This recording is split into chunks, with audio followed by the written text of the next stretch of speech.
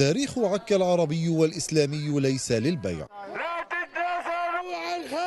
هذه هي الرسالة التي أراد هؤلاء إيصالها إلى قادة إسرائيل.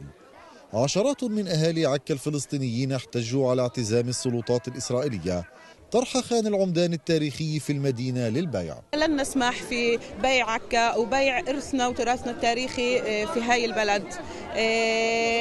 يعني إسرائيل منذ قيامها قامت على التطهير العرقي والتطهير المكاني والتطهير الثقافي لهاي البلاد. جينا إحنا اليوم نأكد على أنه عكا فلسطينية وراح تبقى فلسطينية. بيع معالم عكا مش راح يمر.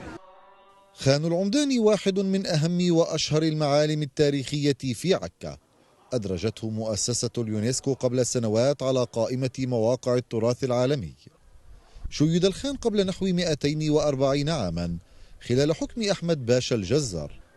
بعد سنوات كثيرة من الإهمال أصبح آيلا للسقوط، وهو ما يعجل طرحه للبيع اليوم بهدف ترميمه وتحويله إلى فندق سياحي.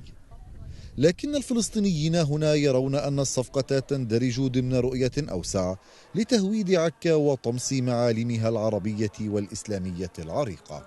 إمكانياتنا متواضعة ولا نستطيع شراء أو تمويل ترميم هذا الموقع، ولذلك فإننا نجد أن هناك حاجة للالتفات العربي والإسلامي من مؤسسات وجهات عربية إسلامية دولية لمساندتنا من أجل منع استمرار تهويد هذه المدينة. فالصفقة تشمل أيضا الاستحواذ على 36 عقارا بمحاذاة الخان وإجلاء ساكنيها العرب. في البلدة القديمة 250 بيتا مغلقا وضعت إسرائيل يدها عليها بعد تهجير سكانها الفلسطينيين في النكبة. يجري اليوم بيعها لأثرياء يهود.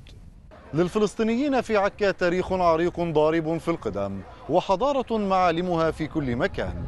يقولون إنهم لن يفرطوا بهذا الموروث أبدا، ذلك أنه يرسخ وجودهم هنا ويعزز صمودهم.